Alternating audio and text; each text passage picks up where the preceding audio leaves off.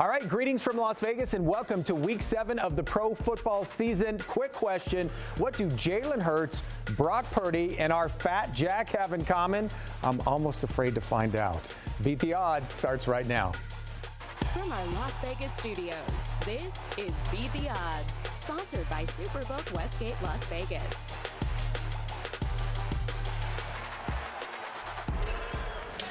Welcome inside our Las Vegas studio, everyone. I'm Dave Hall. And I'm Mariah Janos. Let's get to the big question. Okay.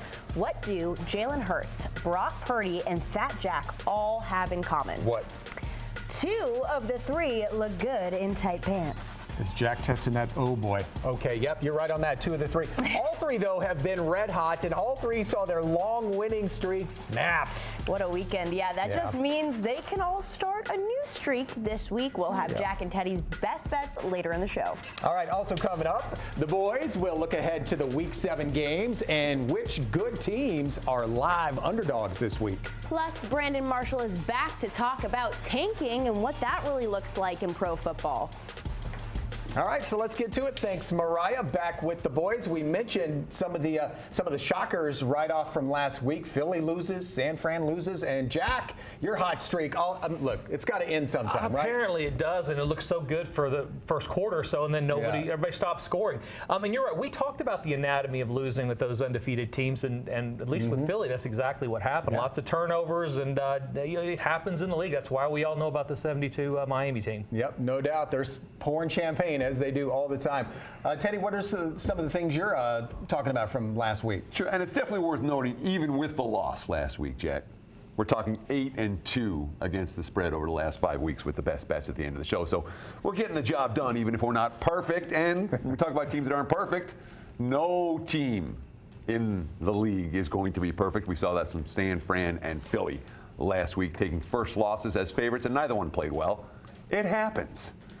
When it comes to bad beats last week, there were 2 that really stood out to me. If you had Seattle plus the points at Cincy, and they're in the red zone not once but twice at the end of the game, and then they kick the field goal the first time you cover, they kick the field goal the second time you win, but they didn't kick the field goal. They went for it on 4th and long, and then they went for it on 4th and long again, and Seattle plus 3, no good.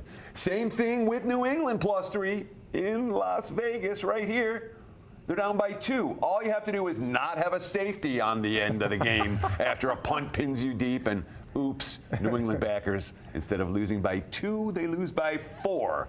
Tough beat. And it is worth noting, the books, we talked about it last week. They had a rough week 5. They did fine. They bounced back strong in week 6.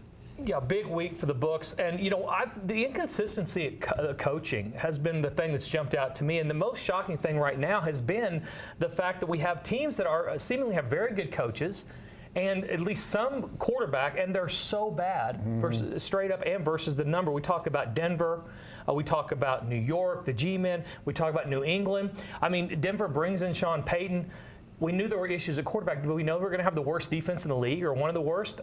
These 3 teams seem so lost right now, combined 2-15 against the spread. Really hard to tide the ship at this point when you're doing at least one side of the ball so bad. We talk about New England and Belichick. He's had years of being able to win and be snipey to the media. We're not hearing those little comments anymore because this team can't score against anybody, averaging 12 points a game. So turning it around, and basically the leadership failing these organizations at least on a weekly basis right now. That's been one of the more shocking things to me here in the early part of the season. Yeah, we're going to talk a bit later on with Brandon Marshall about this point of the season where there appear to be some hopeless teams. And, you hear that tanking word, and what does that actually mean inside NFL locker rooms? Sure. I think people overreact to the concept of tanking. If you're on the field, in general, right? Players are playing for their jobs. Sure. So. Yeah, we'll get Brandon's perspective on that. All right, fellas, thanks a lot. Las Vegas Sportsbook's always a great time, and October takes it to another level. We got football, baseball playoffs, basketball tips off. Mariah is at the Superbook Westgate Las Vegas with more. Thanks, Dave. I'm here with EVP of Superbook Operations, Mr. Jay Cornegay. Jay, they say that October is the public's month. Out of all the months in the year, the public does well in October. How has that been this October? I've heard that before, but the results vary. Once again, we've had some great Octobers over the years and not so great Octobers over the years. But last couple of weeks, we haven't had much parity on the pro football side, which has given the bookmakers a little problem over the last couple of weeks. We struggled as some of the favorites, some of the more popular teams have covered, but it is a sports fans month. You get basketball starting, hockey just started. Of course, we have college and pro football going in full speed. So it's a great month for sports fans. And on top of that, we still get the baseball playoffs. So we have everything going in October. But as far as the results, we win some, we lose some. Now, during those times where the public does go on a hot streak, how do the books respond? Well, the books can do a number of things. Most of the time, they sit on it and just accept the results. Other times, if you have a level of discomfort, you might adjust the money line on the Sunday night game to get some buyback. Therefore, you don't have as much liability. But it does vary by operator. Now, I want to talk about parity a bit. What is parity and how does it factor into lines? Parity is a bookmaker's best friend. That means everybody's very close in skill-wise, talent-wise, record-wise. It's very unpredictable. Of course, that favors the bookmakers. All right, Jay, thank you so much. Dave, we'll send it back to you in studio. All right, thanks, Mariah. For a handful of really bad teams, is it time to tank? Brandon Marshall joins us to talk about the player perspective on tanking and why most won't do it. Plus, Teddy has some underdog teams that could thrive this weekend. Before we head to break, before Michael Thomas and Cooper Kupp surpassed him, which former wide receiver held the single-season receptions record? The answer after the break. Beat the Odds is sponsored by Superbook Westgate Las Vegas.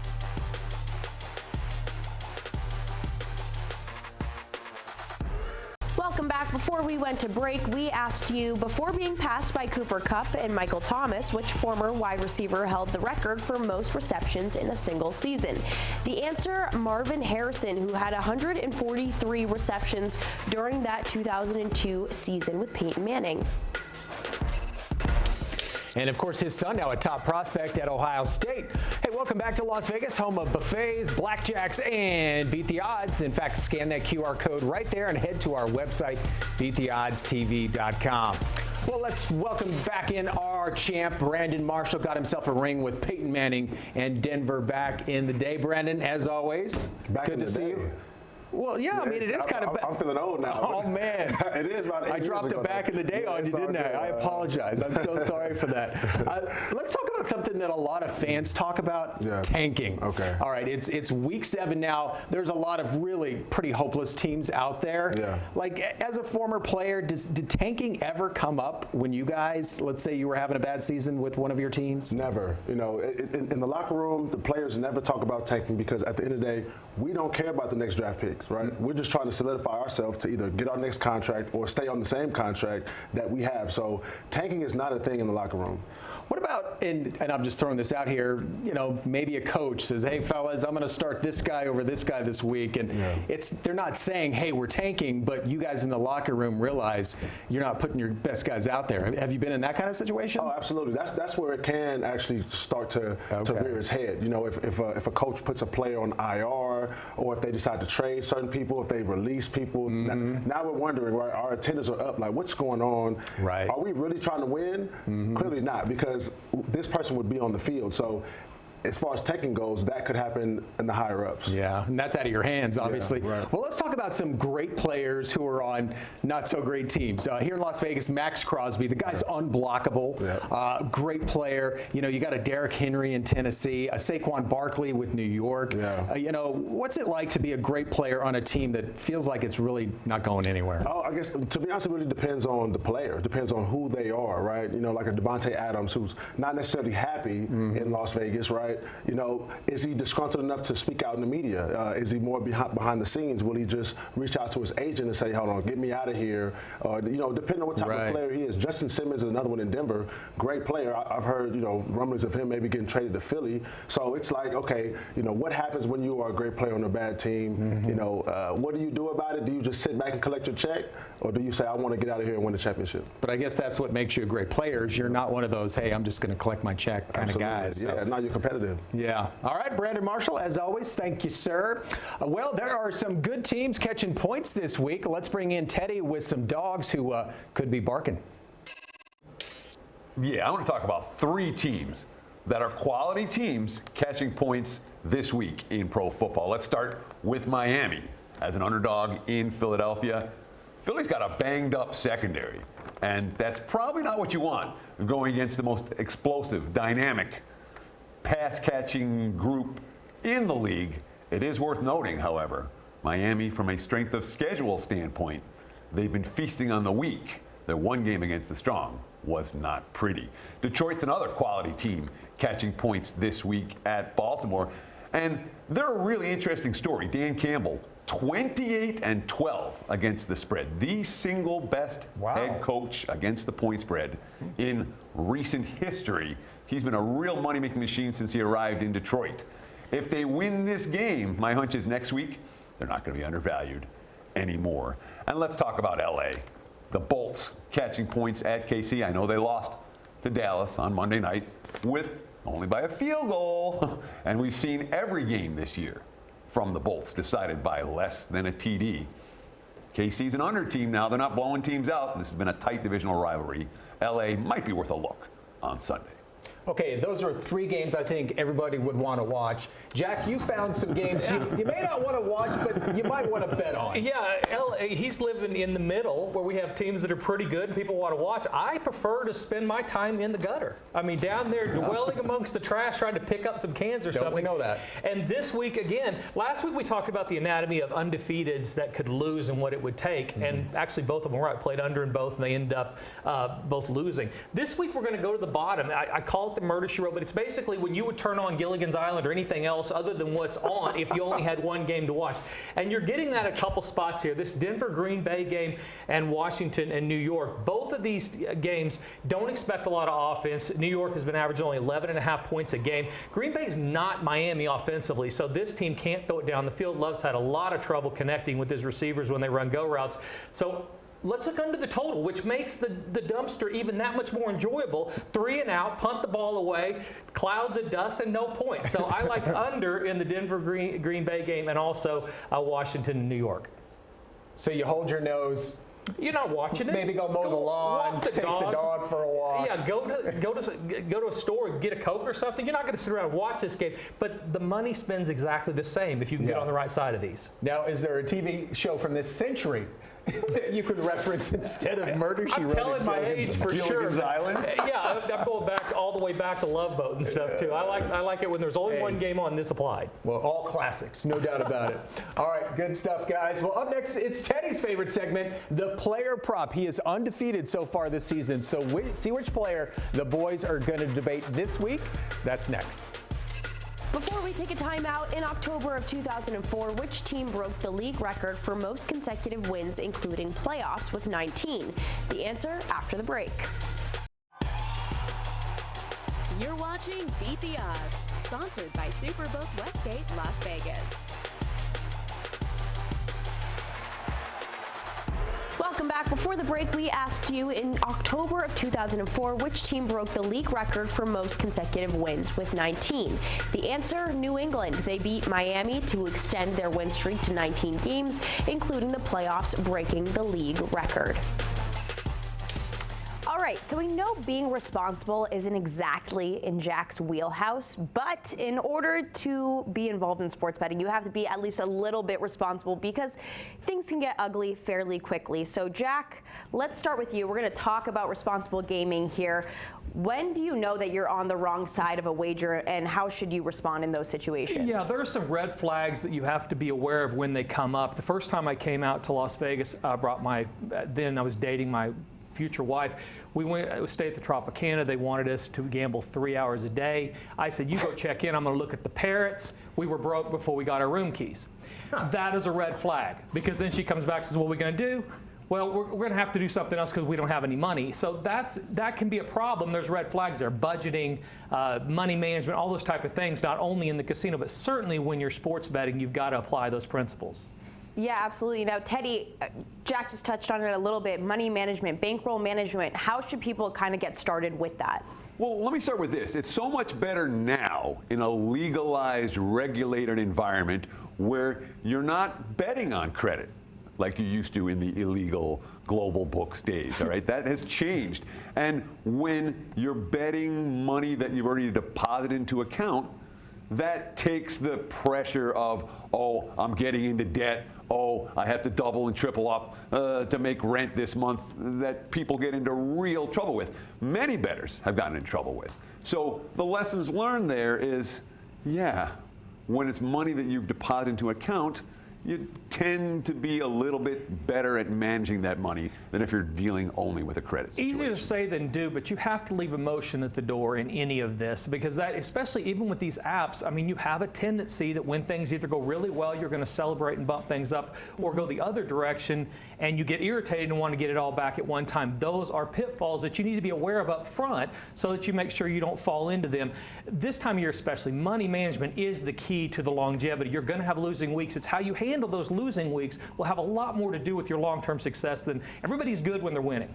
And that's something that so many beginning bettors get wrong. Learn the hard way, right? When you're seeing things clearly, when you're winning more wagers than you're losing, that's the time to up your wager size. But what people like to do, oh, I'm seeing things poorly, I'm getting crushed, that's when they up their wager size, and that tends to be a negative expectation proposition. It's when you're hot. That's when you want to be betting more, not when you're ice cold. All right, you guys, thank you so much. Definitely something to keep in mind when you're placing your wagers. Now, let's get to battle. Let's do it. Thanks for time for our player prop showdown this week. Teddy and Jack will battle over stud rookie running back Bijan Robinson. Teddy, what's the number? We're looking at Bijan Robinson over under 24.5 receiving yards. Not rushing yards. I want him receiving yards. And I want Bijan over the total. This guy's a sensation. Running backs devalued in modern pro football. Not this guy. He is special. Let's start with this. 24.5 receiving yards. Well, he's gone over 5 times in 6 games. Last week, 5 catches, 8 targets, 43 yards. He's a playmaker on a team with a weak quarterback. And what does that mean when you have a weak QB against a good defense? It means lots of dinking and dunking when it comes to passes, lots of dump-off passes to the running backs. That's what Atlanta's going to do here, and I think Bijan Robinson gets over 24.5 receiving yards. Get him, Jack. Yeah, I think we're acting like the line setters don't have television sets. I don't think they know how good he's been recently. The number's there for a reason. I think that against this Tampa team, they're going to run the ball. They're not going to have to throw it a lot. The one thing they want to do is keep Ritter out of bad situations. Don't expect a lot of passes to the backs for sure, out of the backfield in either case, and even down the field. Staying ahead of the chains, winning time of possession, running the ball. I think Bijan Robinson gets a ton of touches. They're just not through the air. So give me under the total of the receiving yards. Can I throw in something? Sure, absolutely. As a fantasy football nerd, they're also spreading the ball out a little more. Drake London is getting a lot of balls. And the tight end Pitts, who's been a no-show for 2 years, he's also finally getting involved in the offense. Come over here and get in my box, all right? I mean, that's exactly what Love you, Teddy. But. We can get there with 1 catch and run. 24.5, not like he needs a million. Yeah. He needs 24.5. You know, now I'm with Teddy. That's a good point. 1 catch and run, and I wouldn't be surprised if he has more than 1 over the course of the ballgame. All right, well, we'll find out Sunday. Thanks, guys. Well, after suffering his first loss of the season, can Jack get back on the horse today? Can Teddy stay hot, too? Both these guys are red hot. Their best bets are next.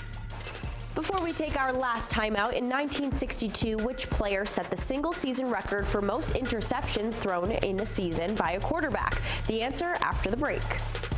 Welcome back. Before the break, we asked you which players set the single-season record for most interceptions thrown in a season by a quarterback. The answer, George Blanda, who threw 42 picks over just 14 regular season games in 1962. Woof. 42? How was he not benched? You did that in high school, right? Well, that was 1/2 for me in high school. All right, welcome back. It is best bets time. We've been talking a lot how Jack was 5-0. You finally took an L. It's going to happen. But both you guys, Teddy, you guys have been red hot with these. Yeah, 8-2 between us over the last 5 weeks. 80%. That's really good. We'll take it. No complaints. It's been a We're lot not of good going to win them all. information. Yeah, on this show, we've been given a lot of good information. You're making me money, and that's all I care about. All right, well, Teddy, get us started. Who do you like this week? Sure. Well, let's talk and let's go to Well, we'll go to New Jersey, actually, and take a look at Washington and the G-men. Washington, about a 2.5-point favorite as we speak. And look, there are quarterback issues for the G-men. Danny Dimes, Tyrod Taylor. Doesn't matter. Doesn't matter a little bit if it's the starter or the backup, because the issue's not at the QB position. It's at the offensive line. This is a weak offensive line. I think it's the weakest in the league. And when you have a weak offensive line against, what's the strength of Washington, the defensive front? It's a mismatch. So it doesn't matter in my mind whether it's the starter or the backup at QB for the G-men. They're in trouble either way. Meanwhile, Sam Howell's been on fire. He's getting better. He's taking shots downfield, and Washington has playmakers, something the G-men lack. So less than a field goal, count me in. If I'm playing, I'm laying. Yeah, let me apologize. Poet and didn't know it. Wow. Yeah, let me apologize early. He's got us on the Walk the Dog game of the week, and I'm going to give you a team that's going to take some courage to go up and bet. Okay. Pittsburgh, coming off a bye. Oof. I know, oof is right, but I believe in Mike Tomlin. I also believe that LA's a little bit overvalued at this point. They're 4-1-1 against the spread, but their wins have been against really subpar teams, with the exception of Seattle. I think that Tomlin, coming off a bye, settling the offense, them healing up a little bit will help them offensively. I also think the number leads you where you need to go here. Pittsburgh plus the points against Los Angeles. But is Pittsburgh not a subpar team as well? Oh, they've been way below that. But we talk next week when I'm back on my streak. Okay. We're going to get a win. Okay. I think it's a money line win, too. 29. Right. You heard it here first. It's definitely worth noting. Both of us are looking at road teams this week. Road teams have been making money so far this year. Home field advantage, less and less each season. This year, it's basically worth nothing. All right, well, it's going to be a fun weekend of football. Thanks to the three of you, as always. Thanks to you guys at home for watching Beat the Odds. We'll see you back here next week.